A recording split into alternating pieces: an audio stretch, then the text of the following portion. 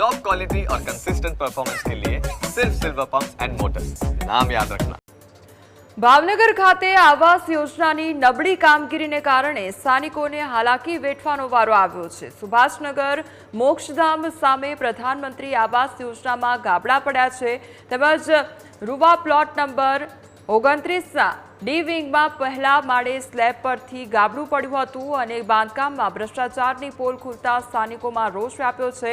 તો સ્થાનિકોએ થોડા દિવસ પહેલા જ તંત્રને રજૂઆત કરી હતી। રજૂઆત છતાં કોઈપણ કાર્યવાહી ન કર્યાનો સ્થાનિકો દ્વારા આક્ષેપ કરવામાં આવી રહ્યો છે। 2 વર્ષ પહેલા લોકાર્પણ કરવામાં આવ્યું હતું પ્રધાનમંત્રી આવાસ યોજનાનું અને હવે ગાબડા પડતા નજરે પડ્યા છે। માનનીય કમિશનરશ્રીનું ધ્યાન દોર્યું હતું કે આ આવાસો છે એમાં ખૂબ જ નબળી ગુણવત્તા, હલકી ગુણવત્તાનું બધું વપરાયેલું છે। આજે જ આપ જોઈ શકો છો કે ઉપરથી પડ્યું, અમારું એક બાળક હતું, એ સેજ બચી ગયું છે, થોડીક નાની એવી ઈજા થઈ છે અને બચી ગયું છે। આજે નાનું બાળક અમારું હતું, કાલે ગમે એ વડીલ હોઈ શકે, કોઈ પણ હોઈ શકે।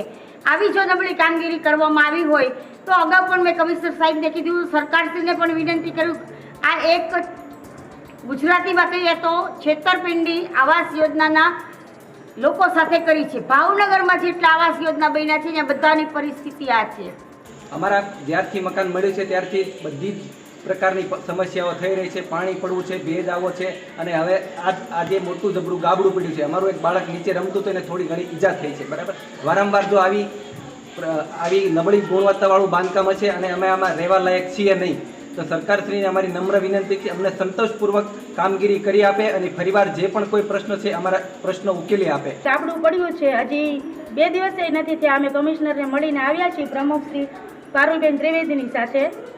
આવા ગાબડા પડે છે, અમુક જગ્યાએ પાણી પડે છે, કેટલી બધી ફરિયાદો છે, પણ કોઈ કાંઈ એક્શન લેતું નથી। સરકાર અમારા પૈસા ખાઈ ગયા છે, અમને કોઈ જાતનો સંતોષ નથી આમાં। મારો વર મજૂરી કરે છે, હું 6 બંગલાના કામ કરું છું, અમે હપ્તે મકાન લીધું છે, 7 લાખનું અમને મકાન પડ્યું છે, હજી હપ્તા અમારે 13 વર્ષ ભરવાના છે, 2 વર્ષ નથી થયા તો આવું બધું થાય છે। હવે અત્યારે અમારું નાનું બાળક હતું એક અહીંયા, એને થોડી ઈજા પહોંચી છે, એ તો સારું કે એના માથે ન પડ્યું, અને આ કોઈનો જીવને જોખમ થાય તો આની